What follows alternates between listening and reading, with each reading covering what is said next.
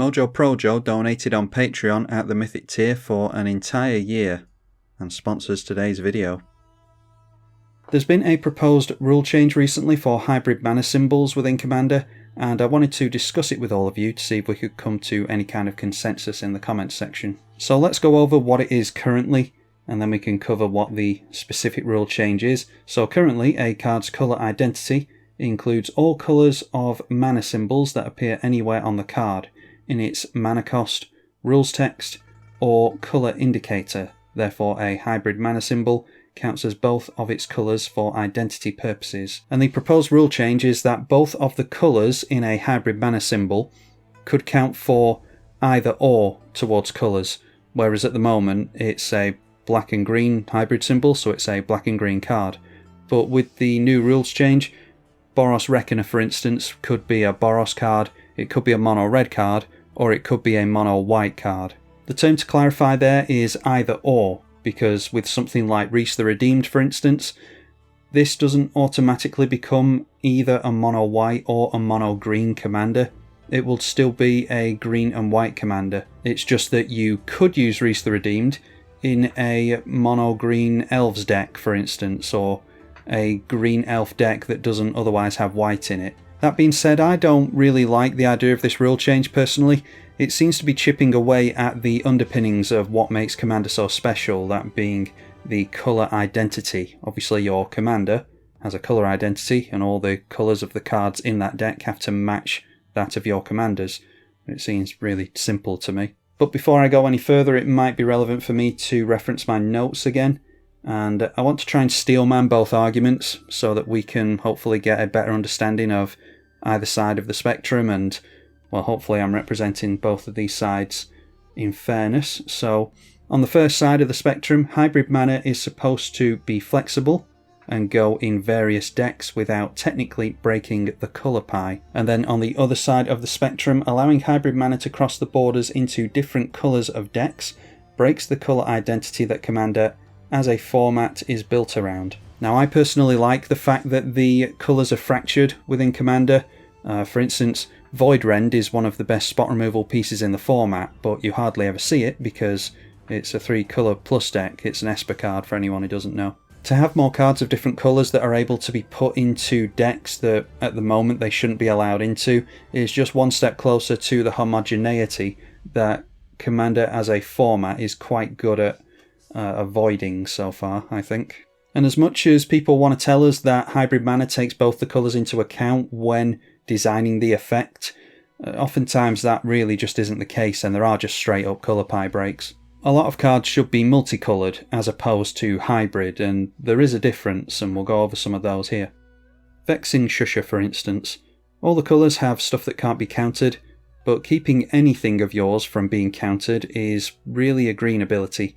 I'm thinking of effects like Allosaurus Shepherd, Gaia's Herald, Destiny Spinner, Frenzied Baloth. These are perfect examples of this. Manamorphose now allows mono red decks to fix colours when its rituals have only ever made red mana.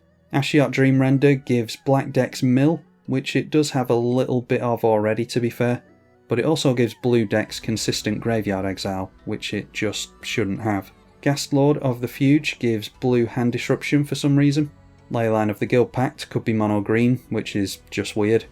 And while the land thing is fine, I don't think changing colours of creatures is. It leads to potential combos. I also have to admit that I just don't want to see off-colour pips across the table. When I'm looking at a mono green deck, I don't want to see black, red, white and blue pips. Biomass Mutation can buff all the blue creatures, and I'm still of the mind that blue should never have anything to do with creatures outside of bounce and polymorphing its own stuff. Enchanted Evening gives blue more Enchantress stuff, which is typically for green and white. We got that mono blue Enchantress recently, but I don't agree with her either. I just think it's a colour pie break, and I don't think blue needs even more card draw. Dovescape gives white hard counters, an effect that it has weak versions of here and there, but again, it's very rare, and usually you're able to work around the white counter spells, but white shouldn't really be getting hard counters like this. I would go as far as to say that all these examples are just colour pie breaks, and I'm sure that there's plenty more examples. I just gave up looking after a while. I think it will make the rules even more complicated for no good reason too. For instance, Deathrite Shaman can be played in mono black decks now, right? Not only does it give black some more graveyard hate, but it gives them a mana dork too. Except we can't run Deathrite Shaman in a mono black deck, because it has that green activated ability. And whilst we don't care about the colours in the casting cost anymore, we still care about the colours in the activated abilities, for some reason. So instead of just looking at the card as a whole and intuitively seeing that it's black and green, now I have to see that it's hybrid, think I can run it in 2 monocoloured decks, and then go on to work out that it's got even more mana pips further down, so now I actually can't run it.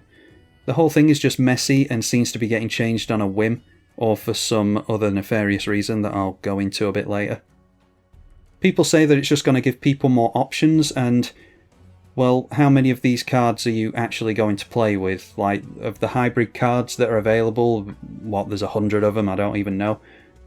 You're going to play with, what, a small handful of them? Which suggests to me that you don't want more choice in a landscape where we're getting thousands, or already have thousands and thousands and thousands of cards. We're also being inundated with set after set after set, and everyone's complaining about the absolute bombardment of sets, and then complaining that they don't have enough choice, and we need more hybrid mana cards so that we've got said more choice, even though there's probably only 1 or 2 that you want to just come along and break for the lols. And I think this is the real reason that a lot of people want hybrid mana to be changed up in Commander so that they can put Kitchen Finks in their Brago deck, for instance, like Brago needs more means of comboing. I think a lot of players just want more stuff to break, and we see this often in spoiler season. A new card comes out, the new shiny card, and all anyone can talk about online is how they're going to break it. It just seems to be this mentality that Magic the Gathering players have, but I wouldn't make long-term changes for short-term gratification. Yeah, you get this new hybrid card in one of your decks, and the novelty of it is going to wear off after the first once or twice that you do the crazy thing, do the combo thing, do the off-colour thing, whatever it is that titillates you about all this. And then after the buzz has worn off, after 5 minutes, now we've got the rule change forever, most likely. I also never saw a huge group of people really asking for this. The odd person would chirp up here and there, the odd person who is prevalent within the Magic the Gathering sphere would ask for it every now and then, and has been doing so for years maybe, but I haven't really heard all that much of an uproar from the player base about having to change the rules for hybrid mana within the game itself, within Commander specifically.